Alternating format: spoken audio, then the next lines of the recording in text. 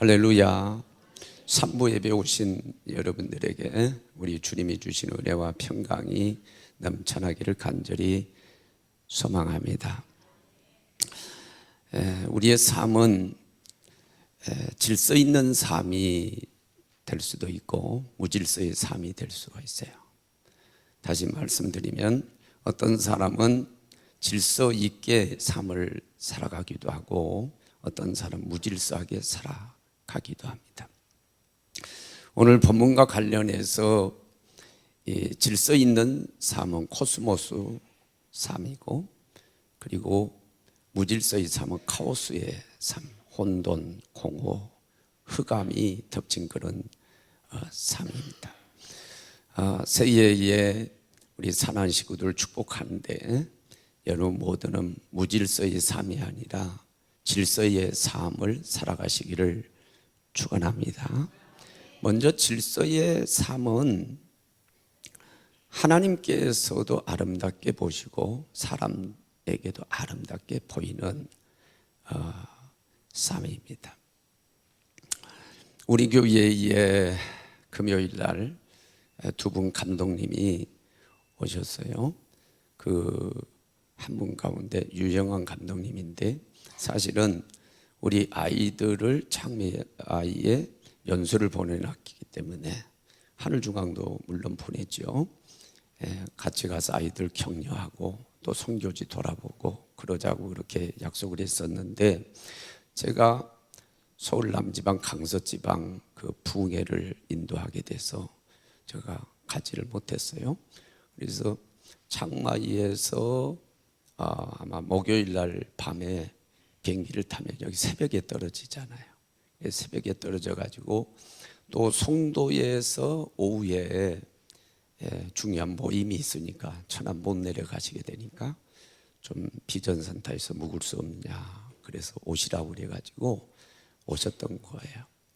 그래 이제 쉬시고 난 다음에 엠마우스에서 차를 대접하게 됐는데, 그때 함지환 우리 학생 얘기를 하는 거예요. 함지환이가 지금 어학연수 팀에 끼어서 창마이에 가 있단 말이에요.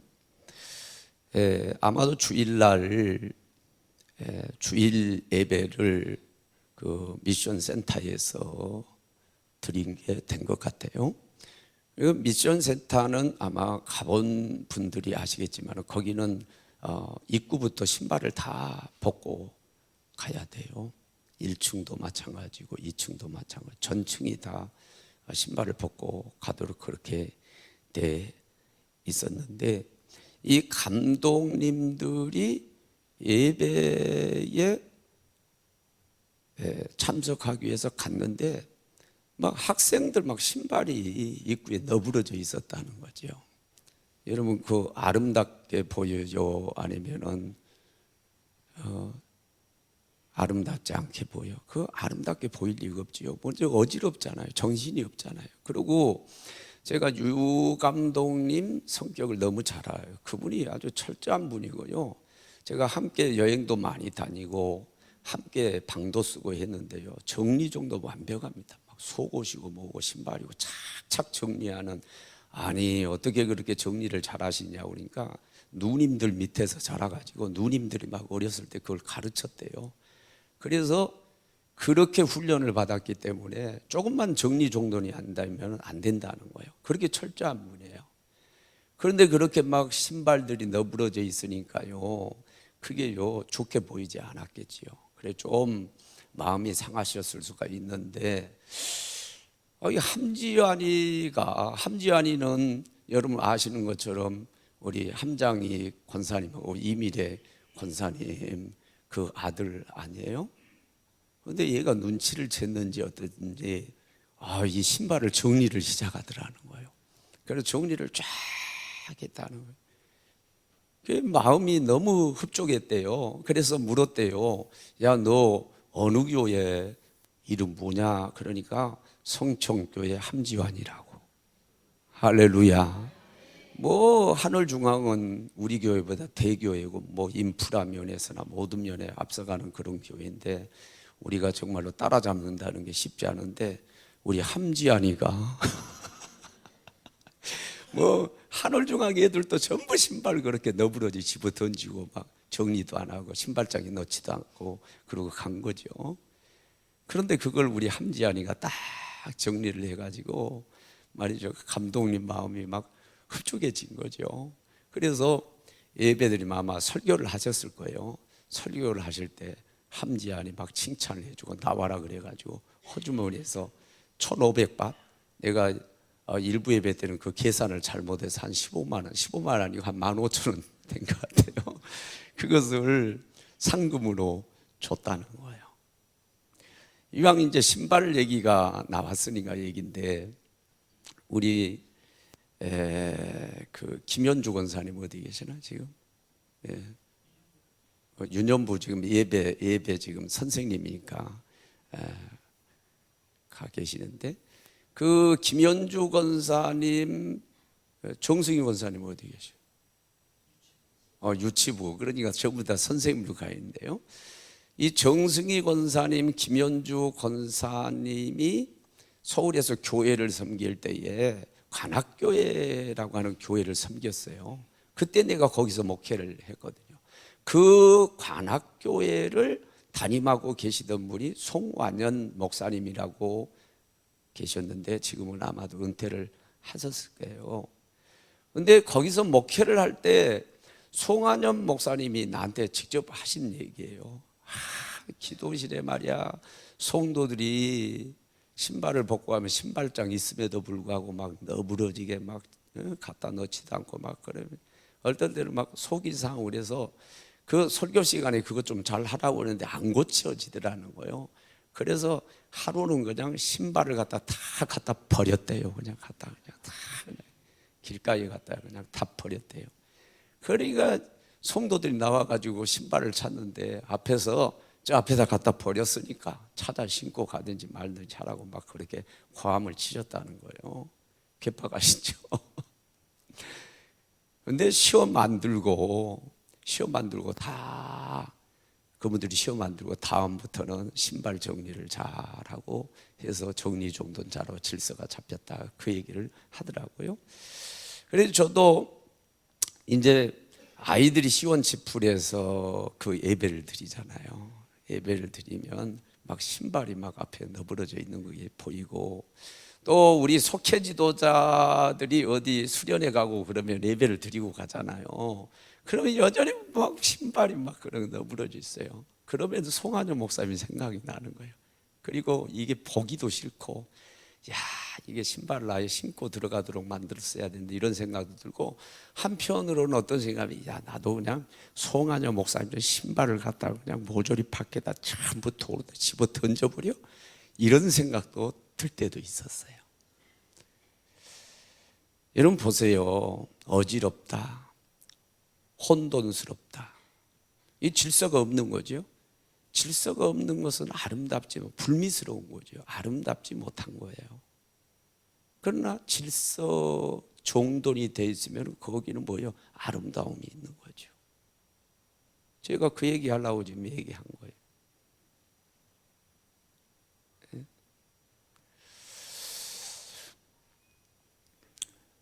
질서가 있는 곳에는요, 아름다움이 있을 뿐만 아니라 평안함도 있어요. 평안함. 질서 있는 곳에 평안함이 있습니다.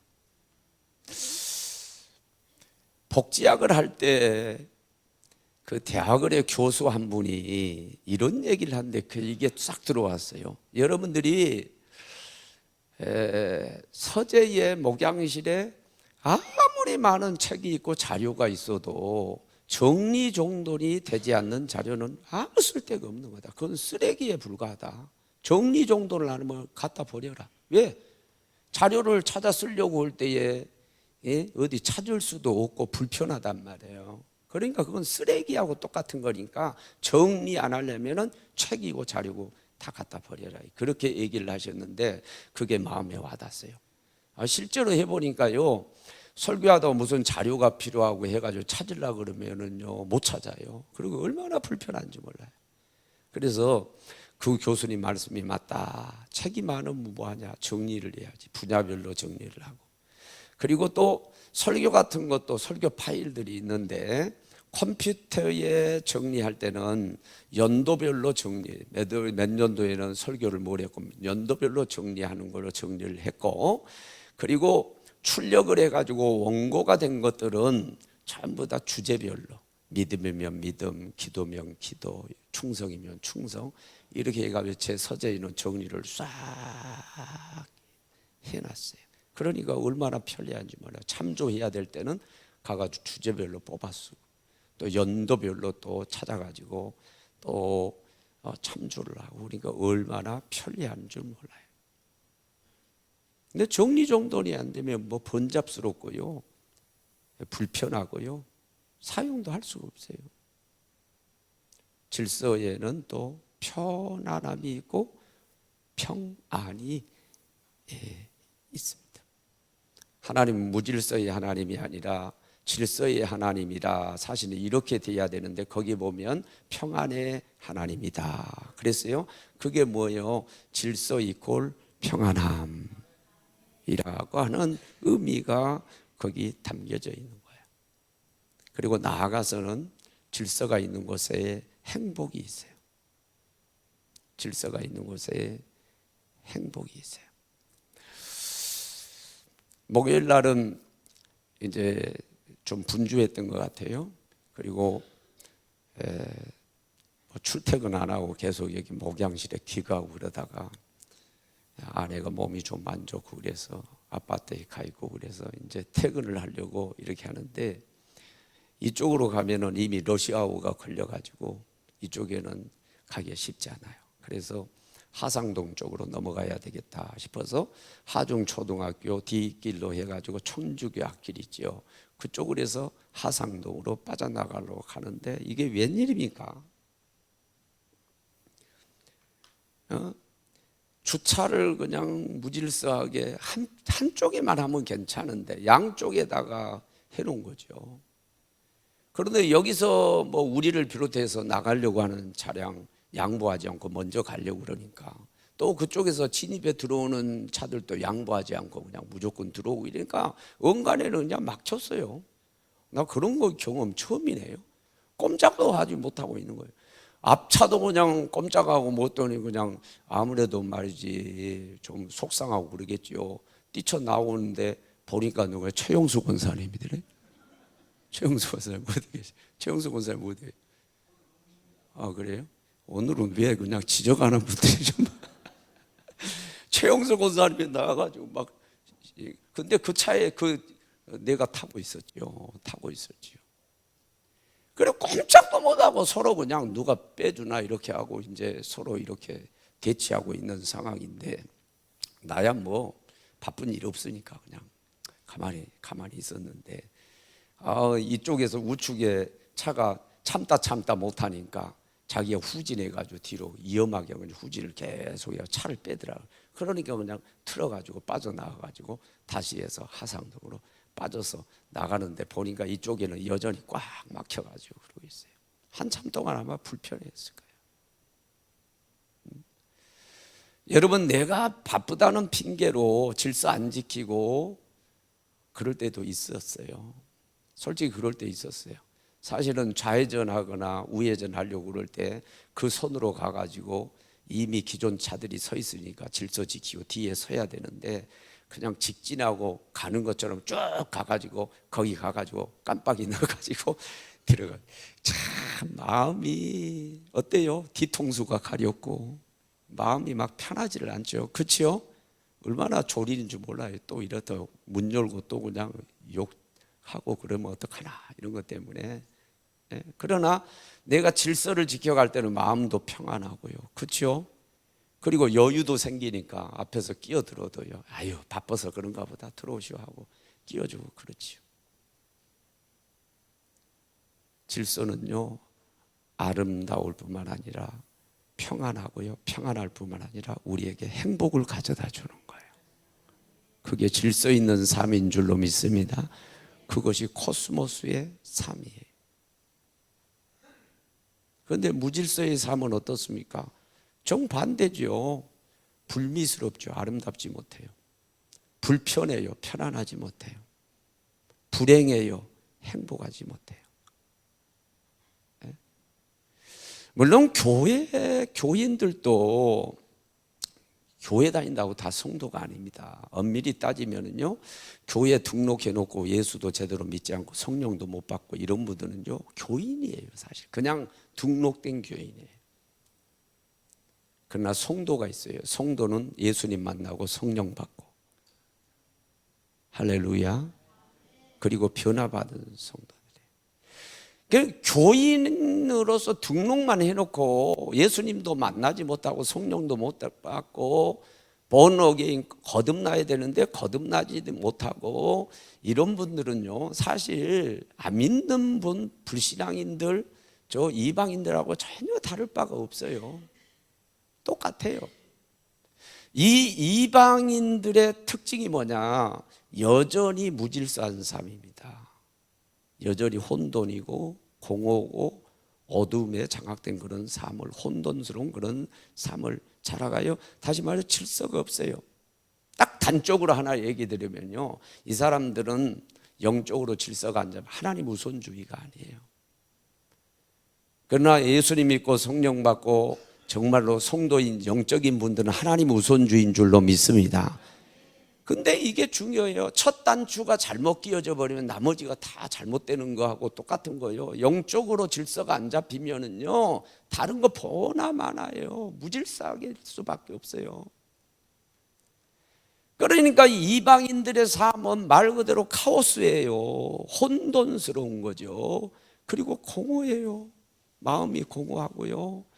그리고 흑암 속에 이렇게 붙들려 있는 거예요. 그러니까 이 이방인들의 삶이라고 하는 것은요, 아무리 화려해 보여도요, 사실은 행복하지 못해요. 공허해요. 혼돈스럽고요. 어둠 속에 헤매고 있는 삶이에요. 그 대표적인 사람이 수가성 여인입니다. 요한복음 4장은 수가성 여인이 나오죠. 남편이 5명이 있어서 그 당시에 정말로, 그런데 어떻게 그렇게 남편을 5명이나 바꿨을까요? 이 남자하고 살아보고 저 남자하고 살아보고 다 살아본 거 아니에요? 만족이 없어요. 그 남자가 그 남자인 거죠. 예수님은 그거 간파하신 거죠. 그래도 행복하지 못한 거 간파하세요. 나에게 물을 달라라고 하는 것은 뭐예요? 영원히 목마르지 않는 생수 주기 이야기로. 뒤에는 영원히 목마르지 않는 생수 주겠다. 그러니까 이 여인의 눈이 번쩍 떠가지고 그런 거 있으면 나 좀 제발 달라고 그러잖아요. 그러면서 남편 지려, 너 5이 있었다. 근데 다 이혼했다. 지금은 또 한 남자 사귀고 있다. 그래도 뭐요? 만족하지 못하고 공허하고 혼돈하고 흑암 속에 살고 있는 거지요. 예수님이 정확하게 간파한 거예요. 그리고 영원히 목마르지 않는 생수를 줬을 때 이 여인은요, 물동이도 집어 던져버리고 동대에 가서 내가 그리스도를 만났노라고 기뻐하면서 전도를 하죠. 드디어 인생에 참 행복이 찾아온 거예요. 기쁨이 찾아온 거예요. 보십시오. 이방인의 삶이라고 하는 것이 겉보기에는 화려해도요, 사실은 공허한 거예요. 혼돈스럽고요, 어둠이 가득 차 있고요. 그러니까 잘 살고 성공하는 것 같은데 자살해 버리잖아요. 만림 못노가 자살할 이유가 여러분 뭐가 있어요? 대스타가 됐는데, 스타 되고 우리 일반인은 감히 그런 무대에 서지도 못하고 방송국에 한번 나가보지도 못했는데 그 사람들은 얼마나 그렇게 방송에 나오고 유명해졌잖아요. 자살할 이유가 없잖아요. 왜 대통령까지 됐는데 자살을 합니까? 겉보기에는 화려해요. 그런데 말 그대로 삶이 카오스이기 때문에 혼돈인 거죠. 그리고 마음이 뭔가 구멍이 뚫려 있는 거예요. 공허한 거예요. 뭐가 뭔지를 모르는 거예요. 캄캄한 거죠. 그러면서 죄된 삶, 마치 쾌락 찰나적인 것을 가지고 배부르고 하지만 그 찰나적인 것이 절대 만족을 줄 수가 없는 자예요. 영원한 만족을 줄 수가 없는 거죠. 그게 무질서한 삶이에요. 카오스의 삶이에요. 이 삶이 이방인들뿐만 아니라 교회 다니고 있는 분들 가운데도 아직도 그런 카오스의 삶을 살고 있는 분들이 있다는 게 문제인 거예요. 이런 분들이 혹이라도 계시면은 이제 이 카오스의 삶, 무질서의 삶에서 대전환을 해서 질서 있는 삶, 코스모스의 삶으로 전환하시기를 바랍니다. 완전히 바꿔져야 돼요. 새롭게 변화받아야 된단 말이에요. 그러면 어떻게 그게 가능하겠냐 말이에요. 여러분 아는 것처럼 오늘 본문 창세기 1장 1절 5절은 창조기사의 첫 번째 탈락입니다. 하나님이 어떻게 창조를 하고 계신가를 드러내고 있어요. 하나님이 천지를 창조하다. 그러니까 주체는 하나님이죠. 따라서 하나님이 하신다. 이런 대전환은요 사람이 할 수 있는 게 아니에요. 하나님이 주권적으로 역사하셔야 될 줄로 믿습니다. 하나님이 하셔야 되는데 하나님이 하시도록 하기 위해서 우리가 이 재창조, 무질서한 삶에서 질서 있는 삶으로, 카오스의 삶에서 코스모스 삶으로 대전환하고 재창조되기 위해서 하나님이 그렇게 역사하셔야 되는데, 하나님의 역사가 이루어지도록 하기 위해서 우리가 해야 될 게 뭐냐 이거예요. 그 세 가지 말씀입니다. 먼저 하나님의 영 성령님이 임재하시고 운행을 해 주셔야 돼요. 하나님이 천지를 창조하셨다 1절이고 2절은 뭐라고 그래요? 땅이 혼돈하고 공허하여 흑암이 깊음이 이어 있고 수면 위에 하나님의 영이 운행하시니라 그랬지요. 그 운행이라고 하는 말을 하세요. 운행이라고 하는 번역은 아주 번역을 잘한 것 같아요. 우리 유영근 장로를 비롯해 가지고 여러분들이 차량 운행을 해주고 계시는데 참 감사하죠. 우리 강 권사님도 그렇고 여러분들이 해주고 계신데 감사하죠. 그래서 차량 운행이라고, 여기 운행하셨다. 운행, 차량 운행을 하는데 목적 없이 하나요? 그렇지 않죠. 성도들을 픽업하기 위해서, 또 카센터에 차를 수리하기 위해서, 아니면 시운전을 하기 위해서, 그러기 위하여 뭔가 목적을 가지고 운행한 것처럼 아주 적절한 표현이에요. 우리 가운데 임재해 계신 성령님은 목적이 위해서, 목적이 있어요. 우리를 변화시키기 위하여, 무질서의 삶을 질서 있는 삶으로 바꾸어 주시기 위하여 임하시는 걸 믿으시기를 바랍니다. 그러니까 적절한 거예요. 아주 적절한 번역입니다. 그런데 성경 가운데는 좀 적절하지 못한 번역도 있다고 봐요. 그 영어 성경 가운데 홀리 바이블이 있는데 이 운행이라고 지금 개역 개정에 번역한 것을 거기는 영어로 호버라고 그랬어요. HOBER. 이것은 뭐예요? 헬리콥터가 위에서 그냥 떠서 맴돌고 있다. 이 잠자리가 맴돌고 있다. 다른 말로 말하면요, 배회하다. 배회하는 것이에요. 목적이 없이 그냥 떠다니는 거예요. 배회하는 거예요. 배회하다라고 이렇게 번역을 할 수 있는 건데 이게 적절하지 않다고 생각하는 거예요.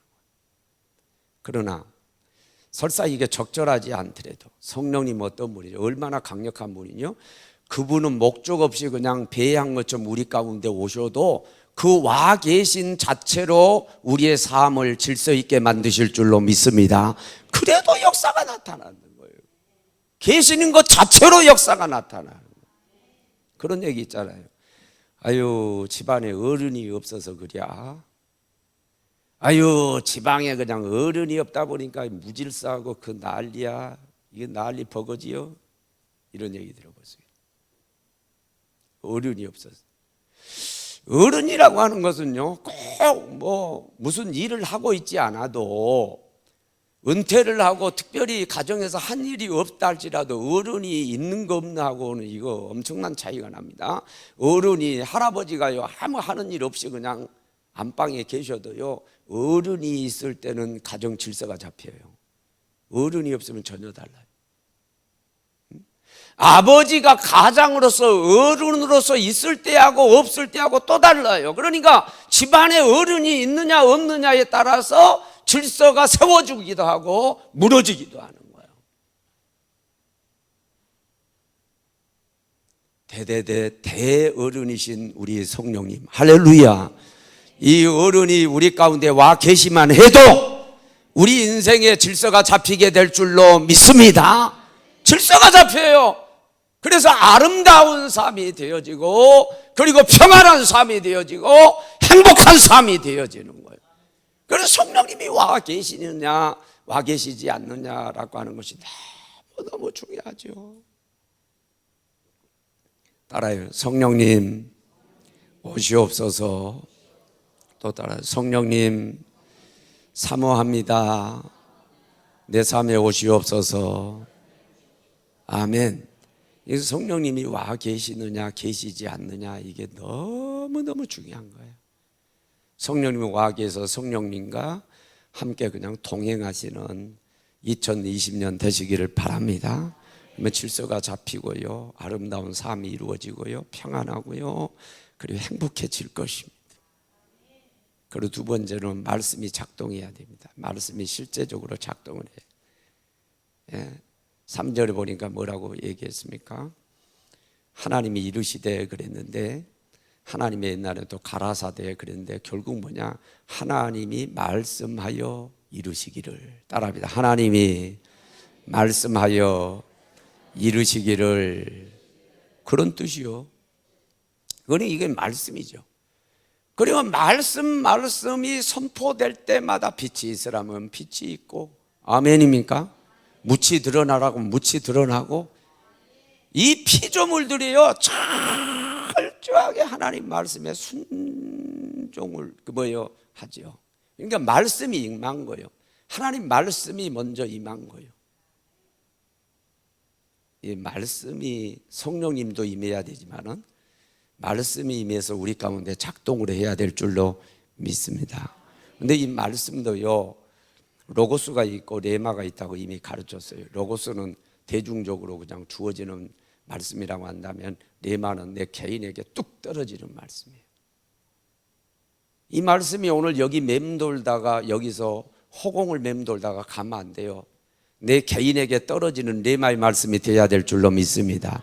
그럴 때 이게 감동이 오고 추진력이 생기고 실천해서 축복으로 바꾸는 거거든요. 레마화 되어야 되는 거죠. 그런데 이 말씀이 이렇게 레마화에 대해서 우리 개인에게 다 스며들기 위해서 중요한 게, 역시 또 와 계시는 성령의 역사가 필요해요. 마태복음 3장 16절 17절에 보면은 예수님이 요단강에 세례 받으시죠.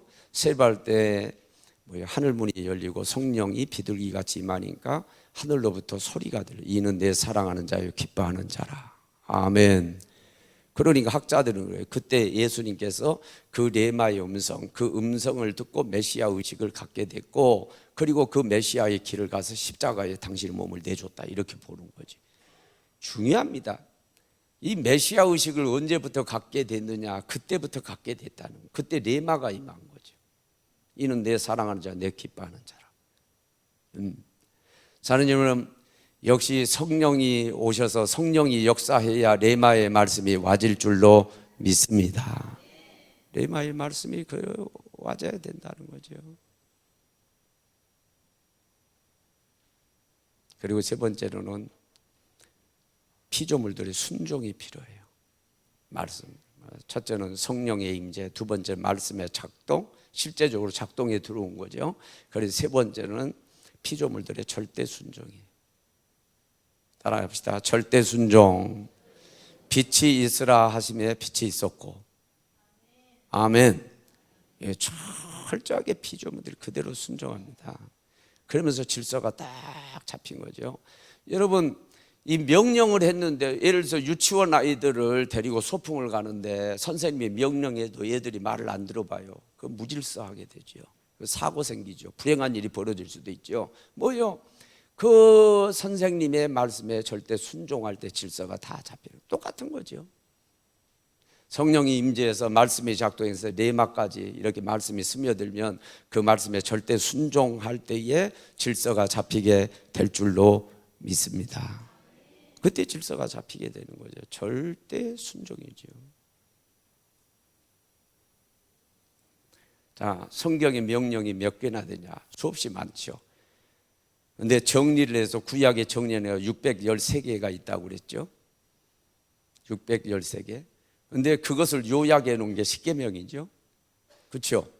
10계명, 1계명부터 4계명까지는 하나님 사랑에 대한 거고, 그리고 5계명부터 10계명까지는 사람 사랑에 대한 거. 그래서 크로스를 이룬다고 가르쳤죠. 그런데 이것을 더 함축을 시켜서 예수님께서 율법사가 와가지고 최고의 강령이 무엇입니까? 라고 했을 때에 예수님이 사랑이다 라고 하는 것을 설명한 것이 마태복음 22장 38절로 40절, 37절로부터 40절이에요. 거기 뭐라고 그래요? 예수님이 그래요. 내 마음을 다하고 목숨을 다하고 뜻을 다하여 주 너희 하나님을 사랑하라 하셨으니 이게 첫째 되는 계명이에요. 이게 첫째예요. 아멘. 둘째는 이와 같이 내 이웃을 너 자신과 같아 사랑하라 하시니 이것이 율법의 대강령이요 선지자의 대강령이니라. 이렇게 정리를 하셨죠. 그래서 이걸 하나로 딱 정리하니까 사랑이요. 근데 이게 사랑인데 결국 그러니까요, 성경을 그냥 드립다 짜면은요, 여기 뭐냐, 구약에는 짐승의 피가 쏟아지고 신약에는 예수의 피가 쏟아지고 피요 피, 희생의 피고 사랑의 피요. 아멘. 결국 사랑이에요, 사랑. 그러니까 그냥 하나로 얘기하라. 최고는 사랑이다. 율법과 선지자의 대강령이다. 이렇게 말씀을 하셨죠. 이렇게 말씀하셨어요. 그런데 이 사랑하는데도 순서를 분명하게 말씀해요. 첫째가 하나님 사랑, 둘째가 이웃 사랑. 이것도 질서예요, 질서. 질서 하나가 무너지면 다 무너진대요. 첫 단추 하나 잘못 끼우면 모든 것이 다 잘못된 거하고 똑같으니까요. 그러니까 이방인들 예수 안 믿고 이 영의 사람이 안 된 세상 이방인들 또는 교인, 그냥 교인 명목으로만 교회 다니는 분들의 삶이 그런 거예요. 질서가 무너진 거예요. 질서가 무너진 거예요. 그래서 우선순위, 우선해야 될 게 무너져 버린 거죠. 첫째가 하나님 사랑. 아멘.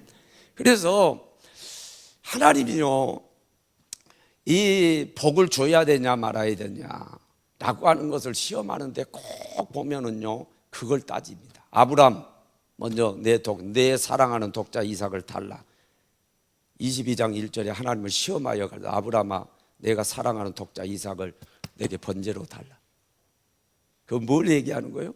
너 말이야, 내가 100세의 아들을 줬지만 아들을 나보다 사랑하면 안 돼. 그래요. 무슨 말인지 알겠죠? 만약에 아들을 달라 그래도 안 주면은 아들을 하나님보다 더 사랑하는 거예요. 그러면 그런 믿음의 사람 될 수가 없어요. 축복의 조상이 될 수가 없는 거죠. 그러나 다행히 하나님 달라고 그러니까 사랑한 아들을 내드린 거예요. 그러니까 뭐야, 이 아들보다 하나님을 더 사랑한다라고 하는 걸 보여준 거죠. 그것도 뭐예요? 사랑 확인이었고 누구를 더 사는 우선순위를 보신 거죠. 질서가 있느냐 없느냐 보신 거죠. 그 다음에는 자, 사르밧 가부가 3년 6개월 동안 가뭄이 와가지고 참 먹을 게 없어요. 밀가루 한 줌이 있고 기름 한 병인데 마지막 떡을 만들어서 자식 먹이고 자기도 먹고 세상을 뜨려고 나뭇가지를 줍고 있는 거예요. 그런데 하나님 참 웃기는 분이죠. 그 부자들 많은데 이 가부한테 가가지고 엘리야 공개받으라고 그 열왕기상 17장 9절에 그렇게 말씀하시잖아요. 그리고 엘리야도 웃기는 사람이죠. 벼룩에 간을 내며가야지. 고아 가부는 도와야 될 대상이잖아요. 근데 또 와가지고 나뭇가지를 줍고 있는 그 비참한 상황 속에서 뭐라고 그래요? 예? 그게 13절에 나와요. 나를 위하여 먼저 떡을 만들어내고 그리고 난 후에 너네를 위해서 해라. 따라합시다. 먼저 후에. 이것도 시험입니다. 시험. 자기가 하나님의 사람을 하나님의 사람을 먼저 대접하면 하나님을 먼저 대접하는 거라 이런 얘기죠. 나를 위하여 먼저 해라 그런 얘기요. 야, 이게 말이 안 되죠, 사실. 나쁜 사람이죠, 그대로 인간적으로 보면. 그런데 그렇게 요구를 했고 15절은 그대로 순종한 줄로 믿습니다. 여자는 약해도 어머니는 강하지요. 자식을 먹여 살려면 강해지는 거죠.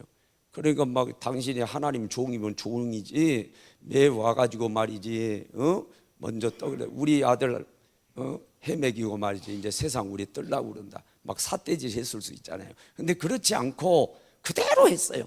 그랬더니 기적이 일어났죠. 3년 6개월 동안 밀가루가 마르지 아니하고 그리고 기름병에 기름이 마르지 않는 기적이 일어난 줄로 믿습니다. 죽지 않고 살게 됐지요. 그것도 역시 똑같은 시험이에요. 먼저 하냐 하느냐 그거 따진 거죠. 자, 따잇을 하나님이 시험하시는데요. 이 따잇 신앙은 하나님이 마음에 합한 사람이죠. 따잇 신앙 첫째는 뭐냐면 성전을 사랑하는 사람이죠. 그래 평생 동안 성전 건축을 해서 그 자재를 모았지만은 뜻을 이루지 못하죠. 하나님이 전쟁하지 피 흘리지 않는 사람을 원한다 해가지고 아들이 지었죠. 성전 사랑. 두 번째가 뭔 줄 알아요? 하나님이 기름 부으신 자는 절대 손 안 댄다는 거예요. 그게 어디 나오는 말씀이냐면 역대상 16장 22절에 나와요. 기름 부은 자에게 손을 대지 말고 그의 선지자를 해치지 말지니라. 이게 어디에 있느냐면 시편 105편 15절에 또 거기에 반복되는 거예요. 그러니까 다윗이 이 하나님 말씀을 알고 있는 거예요. 그래서 이 하나님 말씀을 붙들고 내가 아무리 그러니까 그 사울이 자기를 죽이려고 지금 쫓아다니냐. 사실은 자기가 살려면 죽여야 돼요. 죽일 수 있는 기회가 와도 안 죽여요. 그게 사무엘상 24장 6절에도 나오고 9절에 나오고 그리고 26장 9절에도 나오고 그리고 26장 23절하고 24절에 나와요. 기회가 왔어요. 죽일 수 있는데도 안 죽여요. 손 안 댑니다. 그러면서 그 말씀하는 거예요. 여호와의 기름 부으신 자를 손대지 말라고 했다. 그의 선지자를 해치지 말라고 그랬다. 나는 안 한다. 이것도 뭐예요? 하나님 우선신앙인 줄로 믿습니다. 내가 살아야 되는데 내 살려면은 말씀 어겨야 되는데 아니에요. 말씀을 먼저 사수하겠다는 거예요. 말씀을 지키겠다는 거예요. 그래서 다윗이 훌륭한 거예요. 그래서 그 후손에 예수님이 탄생하게 된 거죠. 다 보면은 질서가 있느냐 없느냐 그거 보신 거예요. 믿음이 없는 사람들의 특징이 뭐냐? 질서가 무너져 있는 거예요. 영적인 질서도 없어. 하나님 우선이 없다고. 주일 성수가 우선이 아니야. 11조 우선도 아니야. 시간을 쓰는데도 내가 우선이고 물질을 쓰는데도 내가 우선이고 모든 게 다 내 주식으로 다 돼 있죠. 그러니까 질서가 다 무너져 있는 거예요. 그러고 내 마음대로 혼돈하고 그리고 흑암의 삶을 사는 거죠. 그러나 믿음 있는 사람은 성도는 그러지 않아요. 질서가 딱 잡혔어요. 다윗처럼 아브람처럼 사르밧 가부처럼 하나님 우선 할렐루야 이게 딱 잡혀 있어요. 그래서 질서가 탁탁탁탁 잡혀 있어요. 그러니까 그 사람이 흐트러지질 않죠. 복을 받죠. 선악과 한번 얘기해 볼까요? 선악과.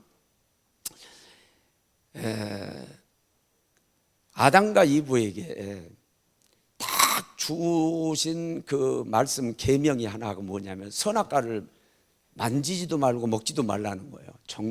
정욕 먹으면 죽으리라. 그거 하나요. 우리가 보기에는 그거 하나인데요. 이게 참 의미가 큽니다. 이거 하나 지키면 다 지키는 거고 이거 하나 안 지키면 다 안 지키는 거하고 똑같은 거예요. 그러니까 이 선악과는 뭐냐? 시험나무요, 시험나무.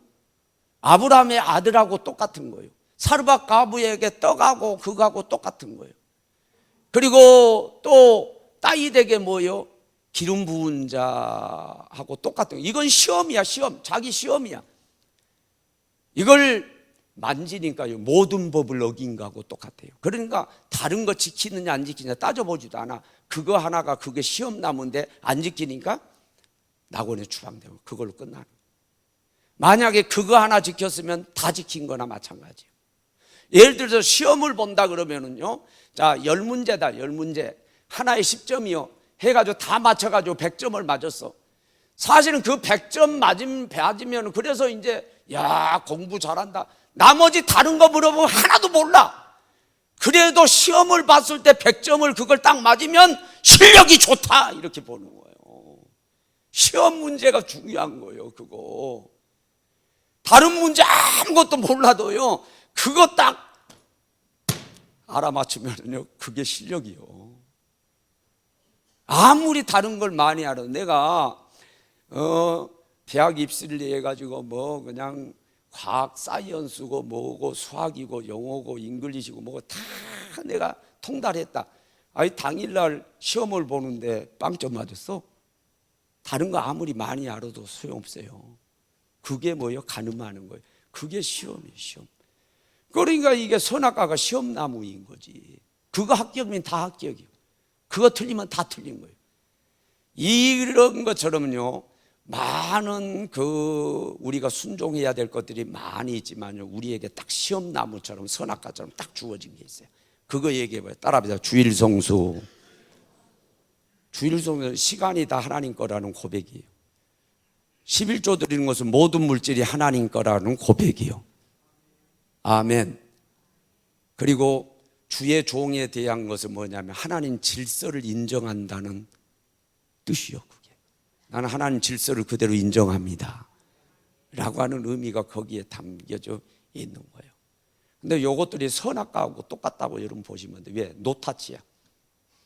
건들지 말라고 그래요. 주일성수는 건들지 마, 범하지 말라고 그랬어요. 안식일을 범하지 말라고 그랬어요.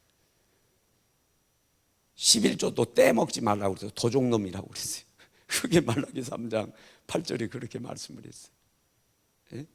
또 내가 역대상 16장 22절 그리고 시편 105편 15절 얘기를 그렇게 얘기했죠. 기름 부은 자를 손대지 말라. 손대지 말라고 그랬잖아. 그리고 그의 선지자를 해하지 말라고 그랬잖아. 뭐요? 노타치에. 여러분 중요합니다. 그래서 이 핵심적인 거 그리고 시험나무와 같은 거 선악과 같은 거에 여러분들이 철저하게 순종하시기를 바랍니다. 그대로 따르시기를 바랍니다. 그게 무척 중요한 거죠. 그래서 하나님 우선주의 그 영적인 질서가 딱 잡혀야 돼요. 제가 이것은 숫자로 설명을 했어요. 하나님을 숫자로 표현하면 1이다 1, 넘버원, 그리고 유일신. 사람을 숫자로 표기하라면 제로다. 아무것도 아닌 존재가 사람이다. 티끌 같은 존재가 사람이다. 하나님은 거둬가시면 아무것도 흙과 같은 존재, 아무것도 아니에요. 그러니까 0이다 0. 그러기 위해서 사람을 앞세우면 인본주의, 대부분 안 믿는 사람들이 인본주의죠. 다 사람 앞세우죠. 그런데 우리는 어떠냐? 우리가 맨날 우리를 강조하면 0.00000 갈수록 강조하면 갈수록 숫자가 줄어요. 갈수록 그래요. 그런데 2를 딱 앞세우면은요, 2를 딱 앞세우고 나면은 아무리 뒤에 자기를 강조해도 상관이 없어요. 그럴 때는 숫자가 계속해서 플러스가 많아지는 거예요. 원리하고 똑같아요. 하나님을 앞세우시기 바랍니다. 우선순위가 되기를 원합니다.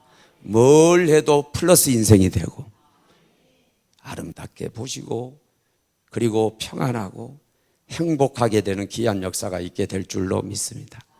여러분들 지금 질서가 잡혔습니까? 아직도 혼돈 가운데 있어요? 카오스 사만이에요?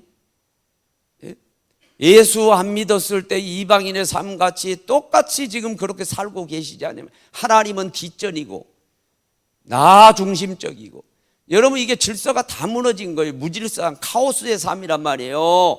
혼돈스러운 삶이고 뭐가 뭔지 몰라요. 아무리 열심히 살아오자 마음이 공허해요. 만족이 없어요. 그리고 어둠 캄캄해요. 뭐가 뭔지를 모르는 그런 삶 안 돼요. 전환해야 돼. 바꿔줘야 돼. 재창조해야 돼. 질서 있는 삶으로 여러분 코스모스 삶으로 바꿔줘야 될 줄로 믿습니다. 그럴 때 하나님도 아름답게 보셔서 아름다운 삶이 되어지고 행복하고 그리고 평안한 삶이 이어지게 될 줄로 믿습니다. 그런 삶이 새해에 이어지기를 주의 이름으로 축원합니다. 찬양합시다.